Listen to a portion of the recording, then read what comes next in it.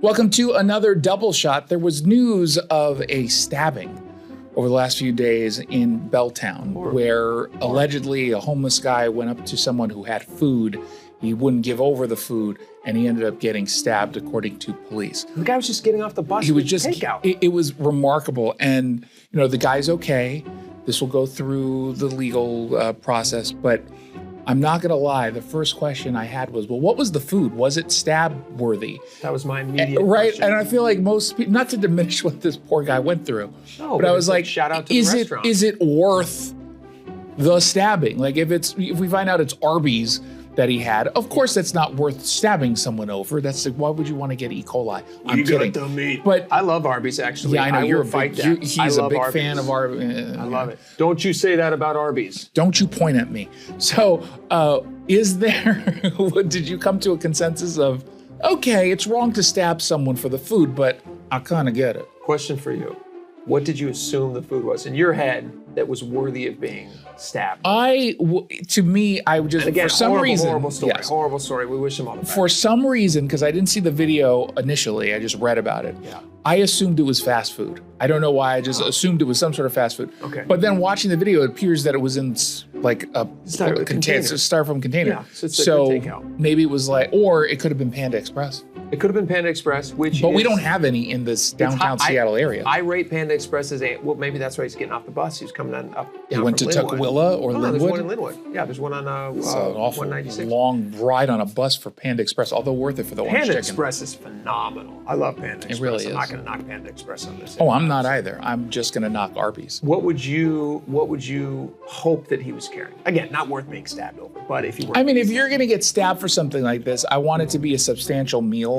Sure. So like carb heavy for people who are homeless, because just you want the carbs and the calories as empty as they might be. So I'm like Buca de Beppo. Buca de Beppo? Because there's one nearby. A lot of pasta. For me, I just imagined when I was thinking about what was in the box, I was imagining that it was like a really good Mexican takeout place with carne asada, which is a multiple meal type of a deal. You can eat half of that, save the rest for lunch the next day. It's really good. I always order extra tortillas, so they only give me 4 at the place that I go. And I don't think that that's enough. But I was thinking carne asada. What's that? How many tortillas do you need? I need 6 tortillas. Yeah, I didn't split them up. I do 3 tacos. I love them. I love carne asada. What if it turns out he opens the box, it's like some vegan garbage. It's like a quiche or something. Why did I stab? Why did I stab for a quiche? What a waste of stab. Horrible. These are horrible jokes. It's not, and we're not joking. I'm not joking. I'm not joking. And I wouldn't joke about it. And you wouldn't joke about it. No, I would, but I wouldn't do it on camera. No, neither would I. Okay, we'll see you tomorrow. Welcome back to another edition of The Double Shot. And Jake, it sounds like we've got a messy situation on our hands. We certainly do have a messy situation. Literally. Not just on your hands. There was a Reddit post that's kind of got some attention. Apparently, toilet paper, Kirkland brand toilet paper. Where do you buy your toilet paper? You go to Costco? I get everything on Amazon, but remember I have a bidet, so I haven't had to purchase like a toilet paper I think since COVID. You have a bidet? Mm-hmm. Well, how are you drying? Well, does it have a drying element to it as well? I don't want to get into the particulars. Just say I have a bidet. Are you just walking around with a wet pants all day? That doesn't make any sense. All right, well, for the rest of us, we wipe our butts the old-fashioned way. Like 2 hands at a time. Like the bears in the Charmin commercial. Exactly. Ugh. No, but there's a thing. Slobs. Apparently, Kirkland brand toilet paper is giving off an extraordinary amount of something called toilet paper dust. You've probably seen this. Have you ever used toilet paper? Jason, I know that you've never used it, but for the rest of us, you spin the roll all the time where you're doing your thing, and it's just like creating little dust particles, and then you look around your bathroom, and eventually you notice that the back of your toilet bowl, the window, the mirror, everything has this like very fine, powdery dust on it, and it's from the toilet paper dust that's coming off. And apparently it's not only Kirkland brand, but it's all these different brands, and so they have like scales of which brands have the most. And Kirkland's gaining a lot of attention right now, and people are trying to figure out what you do about it. It's unusual. Well, what can you do about it? I don't know what you can do about it. It sounds like this sounds relatively new, at least of a controversy. I think it's a new thing that people Did they do something different maybe in the manufacturing of like the cutting of the toilet paper? That's got to be the issue, right? Is it extra pulpy? Yeah, it's not dust, obviously. It's just toilet paper. No, it's like that gets cut. The toilet paper. Yeah. So, is it harmless? Yeah, it's just. I mean, how's your wife handling this? Because I know she's also in like the clean living kind of stuff. Here's the thing. I haven't told my wife about this. Don't tell her. I don't want to tell her. Do not tell her. Because pretty soon we're going to be a bidet family, which doesn't work when you have 4 little boys living in your house. Well, it won't work for them. And right now, one of your MAGA kids might be watching. Don't tell your mother about this conversation. Don't tell your mom about it. They're not actually allowed to have access to the internet, so they're not going to see this. But oh yeah, because every kid who doesn't have access to the that's internet doesn't big find out but. about the internet. I do not want to tell. my wife Do not tell her. because she's going to be like, well, we're going to have to buy some sustainable, non-dusty toilet paper. I just don't know if that's even available. Yeah, I don't think that exists. You need to start coming up with a lie to cover up for when she notices the toilet paper dust. You have to be able to explain it away. Say it's your dandruff. I'm saying either my dandruff or we just have like a lot of moths in the bathroom. We just have tons of moths. I feel like she might respond to that one in a slightly She's also going to have a problem with moths. Now we're gonna have to get some sort of you're a screwed. Bog irrigator to come The in. only thing you can do now is get a divorce. Or a bidet. Or a bidet. Well, a bidet, divorce, we'll figure it out. We'll tell you what he decides on the next edition of The Double Shot. Stay tuned. Welcome to another edition of The Double Shot. I saw a study that indicates that people who are going on vacation mentally check out 3 days before said vacation. And while the whole concept of checking out at work and not really, that makes sense to me. 3 days was actually shorter than I thought. That's much shorter than I thought. Right? I would assume yeah. the whole week leading into a vacation is totally useless. A total waste of time. Well, here's the thing. Every week we see this on Fridays. I don't know if it's like this in your place of business, but at our place of business, everybody who's not physically on the air kind of just disappears Thursday It's like, afternoon. where is everybody? Like, nobody works in the Why office is the on parking Friday. lot completely empty? Exactly, and I'm pretty sure this is the case with most businesses, unless you're in like a service industry that requires you to be there on the spot. If you're in any type of sales or anything, like I have a buddy, I won't say who he works for, but he works for a Boeing. large aerospace industry. How did I know it was Boeing? Every Friday, he works from home.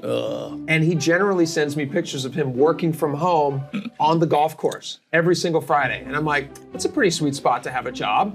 But he's not a professional golfer, so I don't know how this is accomplished. But that's what people do. So yeah, 3 days for a longer vacation. I'm surprised. I'm the week of. If I'm going on vacation, I'm kind of mentally checked out. I'll still do the work. It's not like I can get away with not coming into the You know what's office. funny?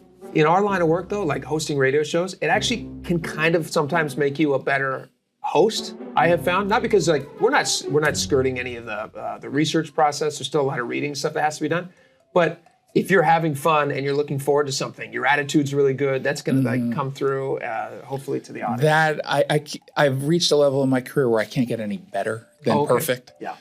For people like you, maybe it raises your game. I'm still young, and so I'm new in the career, and so You are as old as I am. You are 28 years old, and I'm 29. Well, I'm not 29 yet. And so when I get to 29, just like you are, Yeah, in like a week and a half or a something. week and a half. Yeah, you and I are separated by a week and a half. But yeah, we're both in our 20s, late 20s. Late 20s. We don't have to lie. We don't have to say, late saying 20s. late 20s makes me feel old. I'm in my 20s. You're in your 20s. That's all anyone needs to know. God, after this conversation, I need a vacation. We'll see you next time. To another double shot. Today's the big day, the release of Jake Tapper's book, Original Sin. It's not even really his book. He just put his name on it. It's Alex Thompson's book from Axios, in which they are now making money off of exposing a cover-up they were a part of in pretending that Joe Biden was totally okay during his presidency. And only after the debate did they learn. It's been really interesting to discuss this as a conservative commentator, because I've seen some people claim, I didn't know that this was the truth about Joe Biden. I didn't really see him all that often. So I went on TV and I used my favorite line. I have never met the dude, and yet I was able to say he was cognitively in decline years ago. You did? I was on TV talking about, obviously I was not the only one. Yeah. Conservative media has been talking about this for 4 years straight. And now all of a sudden, Jake Tapper and others are like, we didn't know up until recently. Look at all of our hard work and reporting. You were part of the cover-up. Question for you. Do you think his cancer diagnosis, which apparently they just got a couple days ago, Friday of last week, yeah. and it's very advanced. It's already metastasized, right? And so it's spread to his bones. Is that what the report was? Do you think that's going to keep, is that going to draw attention away from the book? Do you think that was, because there's a lot of cynical people who think that information was released to kind of help fight the book? I mean, we'll see. It feels like left-wing media generally, outside of CNN, has kind of stayed away from this book. Frankly, it's still been getting some print. They're promoting the heck out of this thing. They're leaning into it. I saw. Well, it's Jake Tapper. I understand. I'm just saying it's strange to see because I saw Brian Stelter and I saw Jake Tapper both talking about how much this seems like crazy coincidence that this cancer diagnosis would come out.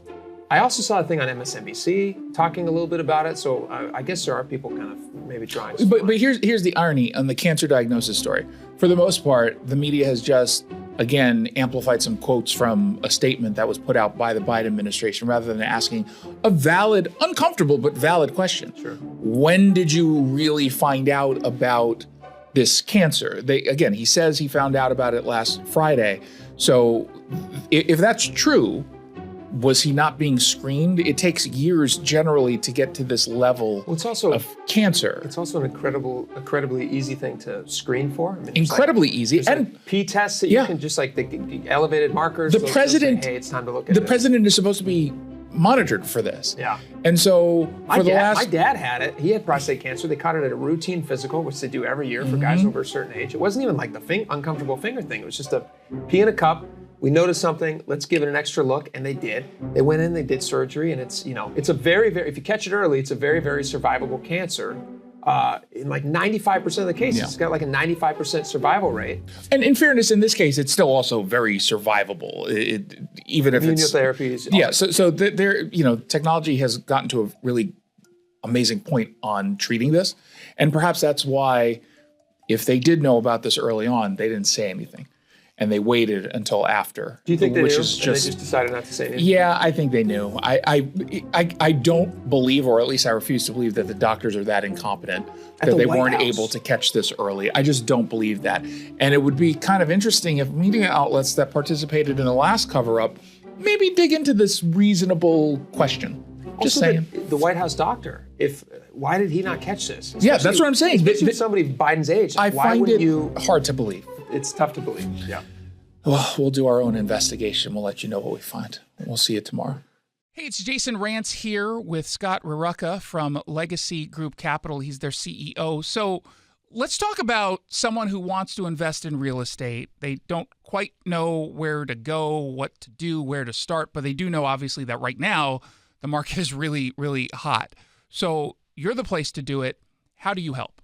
Yeah, so how we help is, we've been investing in the greater Seattle area for over 20 years, and we have a historical track record that we're super proud of. Double-digit returns over time with no investor losses. And if you can find somebody else out there that's done that, you should probably talk to them. And how we really do it is we're lending on real estate, and we're also acquiring real estate and building it and developing it. All those things come out of a fund that people invest into. So there's lending and there's acquisition. And then we share in profits with all of our investors on both those activities. Jason, most people can't do that on their own. They're not going to go develop properties. They're not going to go be a bank and lend money. But they can jump in with us and they can be that developer and they can be that lender, but it's underneath our umbrella with a 20-year track record that's unparalleled to anything that you'll find out there. We've been told that we're one of the best kept secrets in the Pacific Northwest. I don't want it to be a secret. I want everyone to know just about what it is you do. The Legacy Group Capital family of funds offer short-term 90-day investments at 7%. Longer-term investments, they've averaged double-digit returns. Just go to legacyg.com.